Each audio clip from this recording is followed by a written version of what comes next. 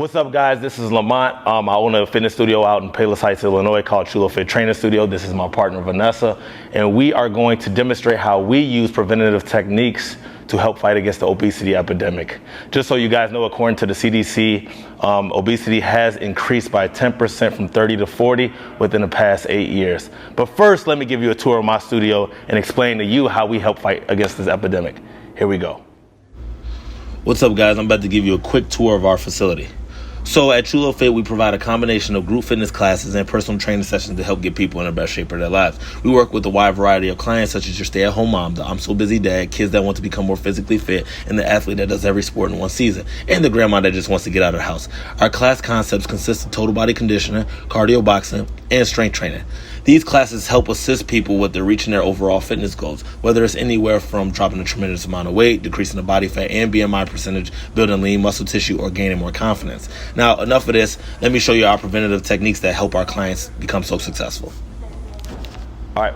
I hope you guys like the facility. With all of that being said and listening to those numbers, our number one goal here is to help people live a healthier, happier lifestyle and to beat out this obesity epidemic. There are several reasons why people don't want to work out, such as, so even after being in the gym for so long, I decided to jot down some reasons why people don't like to come to the gym, and also comparing it to a very well fit article that I looked up. I could test that with this comparison. This is 100% true. So many people coming in being afraid of trainers because of the negative connotation from that old school mentality of thinking that the gym is full of meatheads, them old meatheads men. When in reality, 80% of the gym population is full of women. Also, people don't have that much knowledge when putting supersets and compound exercises together, so they feel that they won't receive results fast enough. Something like putting dumbbell chest press behind with push-ups, or using squats and body weight lunges. You normally, when you do this over a certain amount of time, you will start to see results. And that's what's nice about having a trainer or being in a group fitness session, is that you don't have to worry about coming up with your own program. We will do this for you. The financial excuses always blows my mind, because I always say to people that you could just get a gym membership at Planet Fitness for $10 a month. Okay. Lastly, some people are just so embarrassed to train because they may be obese and nervous to train because of lack of confidence that they have. But that's what's nice about training with somebody like me, that I will help you feel that you can just believe in yourself and you will always do well throughout your work, as the only job that you have is just to show up. And once you do that over a certain amount of time, you normally will see results. There are so many reasons why people are obese, such as poor lifestyle choices. My favorite example is not going to work every day and deciding to stay at home and eat and consume alcohol throughout your day. Having that lack of physical activity and being in a caloric surplus can really pack on the pounds and slow down the metabolism from being so sedentary. Simplest way to explain it is that the amount of calories you take in, the body will metabolize 10 to 15% through digestion, and certain percent of calories will help you power through your training sessions, and the remaining will be stored, sometimes as fat. Key part here is burning that big percentage of calories through physical activity. According to Healthy Census, 80% of Americans do not exercise at all. Take two.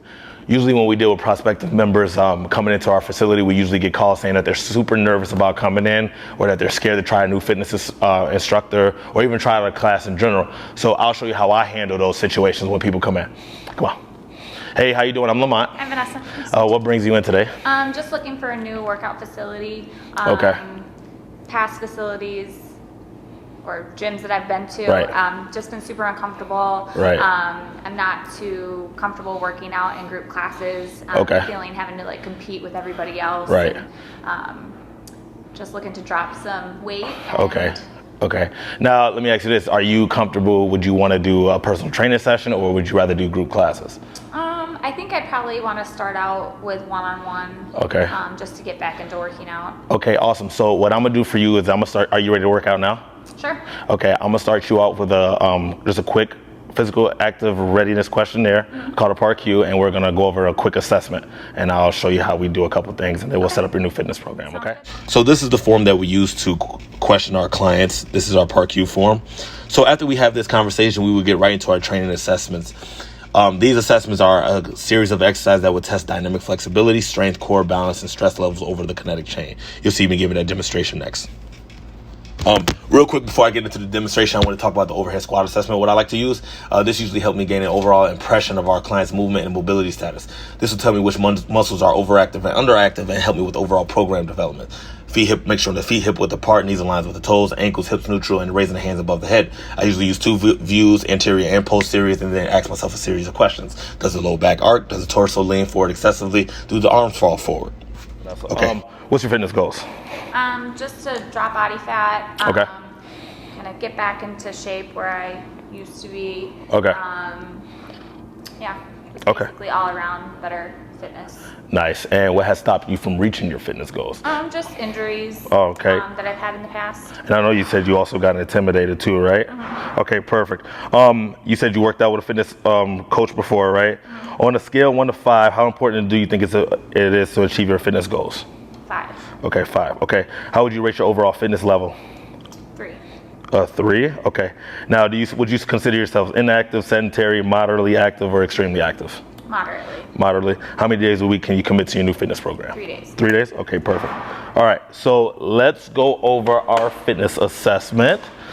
I am going to start you off with a series of exercises for our first assessment. First, we're going to start with the overhead squat. So what I want you to do is you're going to stand here, face here, right? I want you to go feet hip width apart, just like this, okay?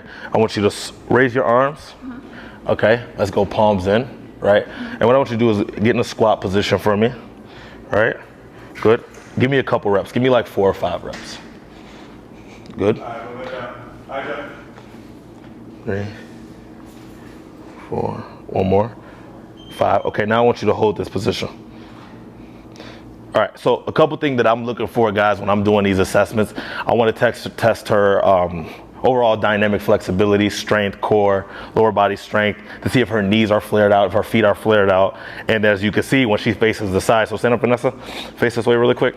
As when she faces the side, go in that squat position. All right, what I'm looking for to see if her shoulders fall forward, and this will help me a lot when building my fitness program with Vanessa. So I'll give her a couple corrections. So Vanessa, stand up, let's go hip width apart, toes out. I want you to squat and try not to let your knees go out as much. Okay, good. Now, just notice, like every client of mine that we start out with will not be in this position. So if I notice some things like, let's say if she got a pelvic tilt or her shoulders fall forward or her knees flare out too much, that'll help me with building my program, and then I'll design it based on that once I'm finished with everything else. Second test that we always go into is the push-up. So I say, hey, Vanessa, let's scoot over this way some, right? She'll go into the push-up phase just to test her upper body strength. So I'll say, hey, go down, right? Now, if she's struggling with doing push-ups, give me a couple half ones. Good. 2, I'll build them over a 4-week phase where I'll correct her very easily. So let's go all the way down, Vanessa, right? All the way down, all the way down. Lay down completely flat on the ground, right? The first one we'll start with full push-ups, but you taking your body and pushing it into the ground, right? Just to help develop some strength, right? Now, if I notice Vanessa can go all the way up, right?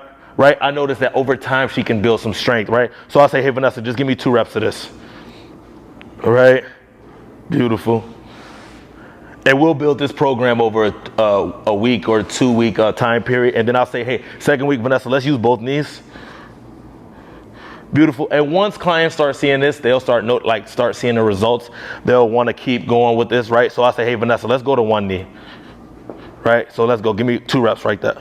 We go 1 and then 2. Boom. I give her a time off. Week 4, I say, hey, Vanessa, give me a full range push up. Let's go full range. Good. 1 more, and 2. Obviously, she's struggling right now. She just did a 4-week phase in less than 10 seconds. Okay, but our 3rd phase of training, we'll go into the sit-up. So the sit-up one, that's the easier one. And if I'm dealing with a client that's not confident in doing the sit-ups, I'll say, hey, hold my hand. I'm gonna step on your feet, right? We go up. And if she's struggling, struggle a little bit, Vanessa, or coming up, then that'll tell me, hey, she has a weak core, right? So I'll say, hey, Vanessa, hold my hand, sit up, beautiful. I can give her a towel as well, right? And over time, I'll let her go, right? And then she'll come, once she sit back, and then she should be able to do it unassisted. But like I said, this will take 4 to 5 weeks, depending on the person, depending on the consistency of them coming into the gym. Lastly, I like to go over aerobic capacity with my clients. This is just a real quick list of a series of exercises that I like to use for the next portion when assessing anaerobic capacity. This is designed to be an interval training fashion with progressive moves in each round. You'll see. All right, and go. All right, so just to let you guys know, before I go into the last part about fitness assessment, this workout is not tailored towards everybody. It's definitely for certain fitness levels, and you'll see as time goes on how it will progress while explaining to you guys everything else. So Vanessa, I want you to start with jumping jacks. You're gonna go for 30 seconds. I'll tell you when to do your second exercise. So pretty much this machine here we'll do in the beginning. I'll have them step on the scale. I'll take their measurements of waist, chest, and biceps. And this right here is a body fat tester, the Omron. It tests the body fat and the BMI. The body fat will tell if that person is obese or overweight. Pretty much according to American Heart Association, if you're at 25 to 29% of body fat, you're considered overweight. Anything above that, you're considered overweight. If you're okay, 25 to 29% is overweight. Anything above 29 would be considered as obese. Okay, Vanessa, we'll go to squats. Okay, beautiful. Go sit lower than that. Okay, perfect. And also I'll make them get on the scale. I'll check the measurements and everything else. And this workout here will be the last thing pretty much to make sure how I build their fitness program or tell what class that they are going to go to, right? So Vanessa, I want you to do mountain climbers next. Okay, beautiful. These exercises that we use them for 30-second intervals, 20 to 30-second intervals, like I said, based on that person fitness level. Okay, at about 15 seconds, Vanessa, I want you to go back to jumping jacks. I know we usually build our foundation with our client. The last thing we'll do is we'll come up with a fitness program. I'll sit down and say, like, hey, Vanessa, you're done? Yep. You're all good to go? How was your workout? Good. Okay, good. So then we'll go over our fitness goals, where she wants to be. I'll come up with a periodization table where I'll build. This is my mesocycle periodization and exercise program calendar that I like to use when developing my program. I keep it super simple for people that are newer to fitness. Pretty much I want to see them 2 days a week for one-on-one training where we focus on building muscle tissue and dropping that body fat percentage down. And I want them to do 3 days of fitness classes where they'll do cardio, boxing, total body conditioning. Finally, I go over the nutrition and recommendation sheet that I made that will go over their macronutrients, and this was a system for when they go grocery shopping.